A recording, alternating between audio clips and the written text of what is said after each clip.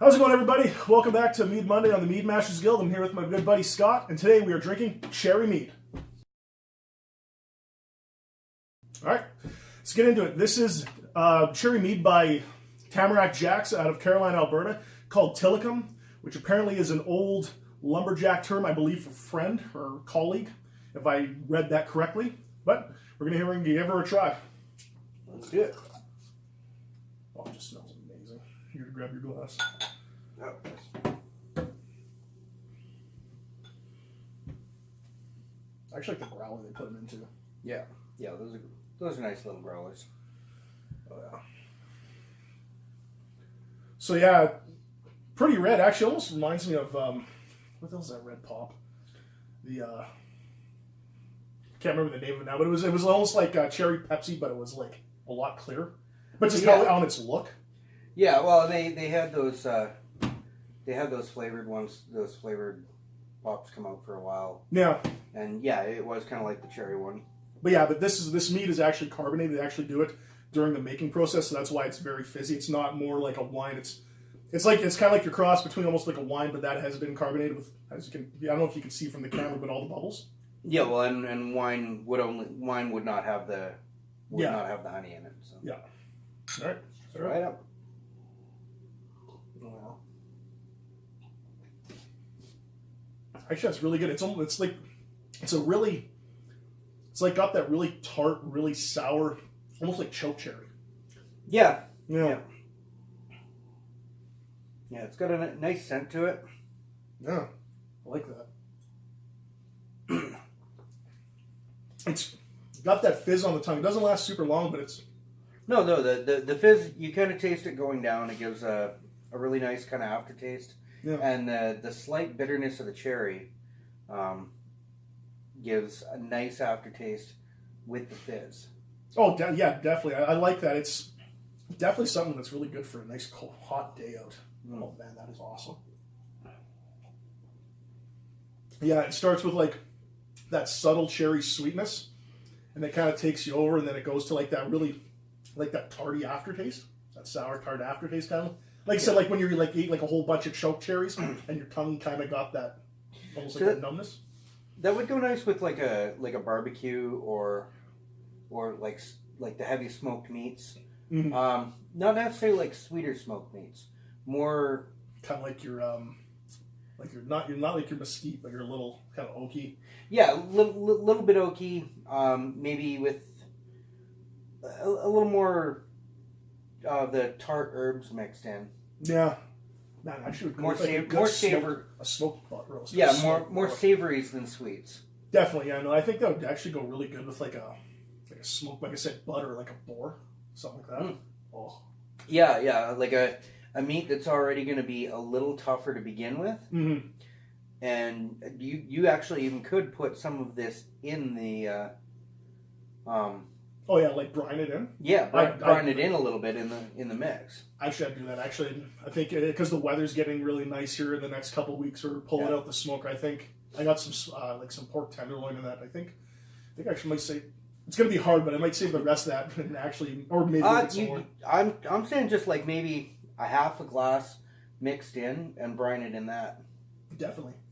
Say do that, or I think I might have some cherry wood just to kind of complement it. I think I have a bag of it. A cherry wood mixed in with this, that could be interesting because it's you've already got the base cherry. Yeah, like I said, with the mead. Like the wood kind of gives it like that definitely that aroma, but I think this would definitely give it like with the like when you get the crunch on the hardness there, like of the cover. I think the tartness would do really well too. Just on the end, like I think it would definitely bring out a lot of that flavor. Just I could see it like just almost being syrupy, like with the juices that are like kept in. Yeah, because that's the thing. This has got the sweet, but because it's got that tart, it's almost like the natural tannins that would be in the woods anyway. Exactly, yeah. For the smoking, so. I'm already down most of my glass. Yeah. This is freaking awesome. I've actually been sitting on this for like a week or so now, waiting for this, but I'm so glad it was so worth it. Yeah, no, and I also like the fact that it's like a local meadery, at least for us. It's here in Alberta, but oh man, this just reminds me of like say being a kid and going out to like my grandmother's place, or like out on the farm there, just picking like choke cherries and just like yeah, stuffing yourself. Yeah, handfuls of choke cherries or BC cherries. Yes. Yeah. Oh.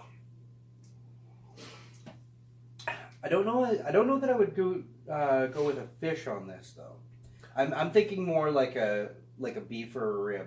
Yeah, I think for fish that might the bitterness might be overpowering on like the meat just because it's like light and flaky. Well, yeah, because with fish you usually go with your citrus squeeze anyway. Mm-hmm. And I don't know if the tart would really offset the citrus well. Yeah, no. Like I said, like you said, like definitely like a beef or rib, like pork, something like that, something like a red or a darker meat, definitely. Yeah. Oh, some elk. Mm. Elk roaster. Elk would be nice. Yeah. Talking all this food now in this wild game, it's like, man, I'm so hungry. I'm so waiting for fishing season 2 to start opening. Yeah. Yeah. Well, let's try and see how it goes in the horn. The way meat should be drank. I'm down. Yes. Actually, the first time I get to use my horn, my friend bought this for me for Christmas. Yeah. All right. Skull. Skull.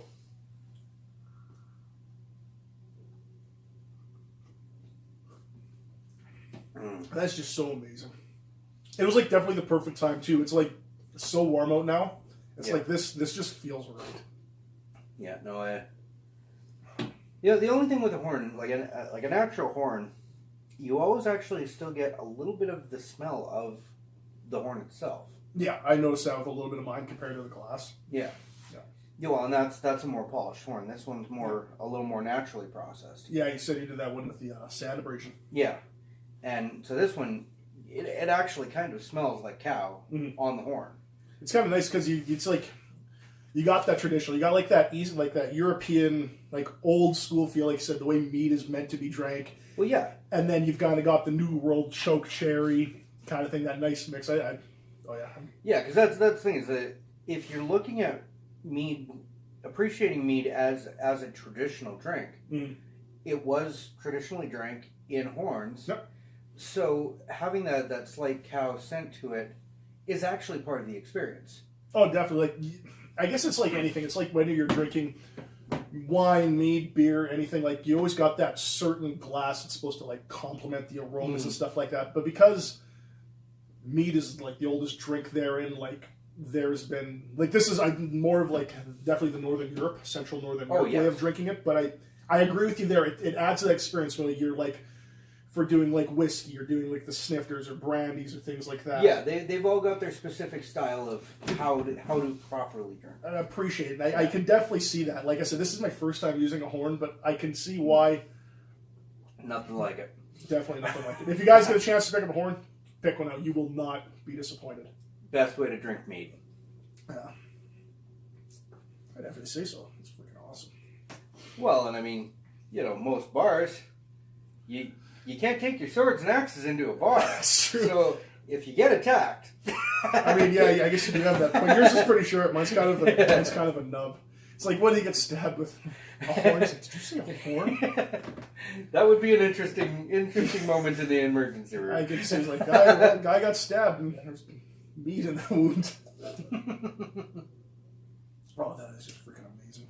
No, that is definitely very, very good. Yeah. Oh yeah. I definitely would get another growler of this too and go to an SCA event or like fishing or camping. Oh, this would be awesome. Yeah, no, this one would be good on a nice hot day. Oh, definitely. Like the carbonation definitely gives it that lighter feeling, so it doesn't feel like heavy. Yeah, because on a hot day, like just a basic standard mead that's just the honey. Yeah, they're very good. But on a hot day, they feel heavy in your stomach. Yeah, I find it's the way the sugar ferments. Like some sugars don't ferment out when mead's made. But yeah, I agree with you. It's almost like you're drinking, like comparing like almost like a lager or a cerveza to a stout. Yeah, you can feel the heaviness like when you're drinking it. You don't really want that feeling on when you're hot and groggy. You want something light. You don't drink a stout on a hot day. No, you drink like say like a blonde or a lager or like a cerveza. Yeah. Yeah, because on a hot day, drinking a stout, you may as well be eating stew. Just eating stew beer. Yeah. No, but definitely for this, I will be looking more for this on some of these hot fishing trips I plan on posting on the channel as well come this summer as well.